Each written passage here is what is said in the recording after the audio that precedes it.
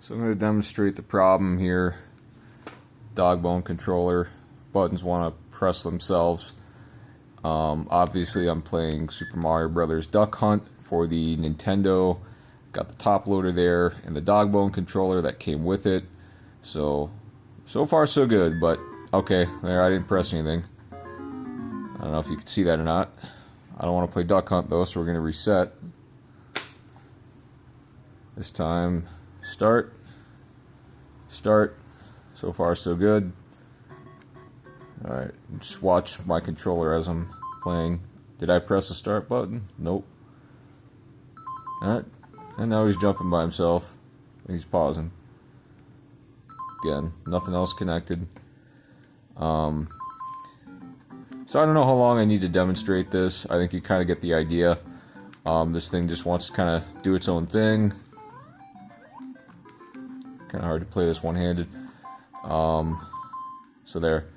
One thing I do want to say is I'm going to turn this off so it's easier to talk. Basically, I did some experimenting. I cleaned up the contacts on below the buttons, cleaned up some of the carbon, and it seemed like it was working a little better. Well, actually it didn't seem like it was working better at all, but one thing I did do was I took off the membrane that includes the start and select button, and I took that completely out and left everything else completely intact, and it was working flawlessly. I mean, obviously I couldn't press start or select. I had to plug in my regular controller just to get into the game and get it fired up, but from there I was able to keep playing it. And so at first I was thinking it was just making too much contact. I think that's what's going on, is that it's too tight. The two pieces here, the top and bottom shell, are pulling it too tight. They're pulling the membrane too tight to the PCB board, and it seems like it's making contact when it shouldn't. There's two parts on the PCB below the start button where it's like a circle and then it's split in half, and then when you press down on the start button, it's making contact between the two halves. And that's how all these buttons work, from the D-pad, select, start, B and A. That's how they all work. You're just completing the circuit for that particular button. And so I kind of experimented around. I tried to play this basically without the shell, and it seemed like it was working just fine. And right now I have some of the screws taken out. For a while it was working really well without the bottom and top two screws and only having the two side screws in. It seemed like it was working pretty well, but obviously you could just see it's not working well at all now. So most likely if I take these two screws out and don't have any screws in there, it probably will work. But then, you got to worry about the whole controller falling apart.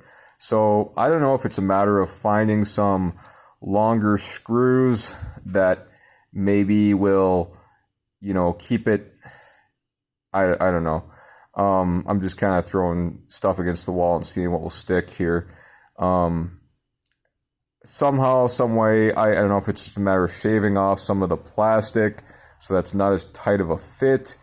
I don't know if I can somehow shave down some of the underside of the membrane so that's not always making contact.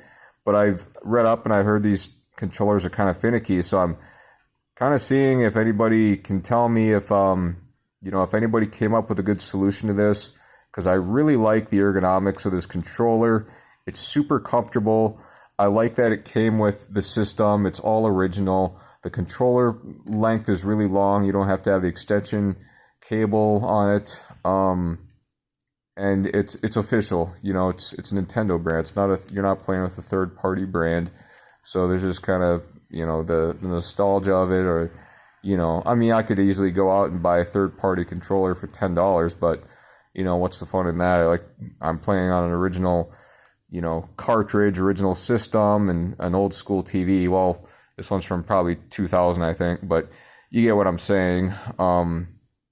I'd like to play with as much original stuff as I can.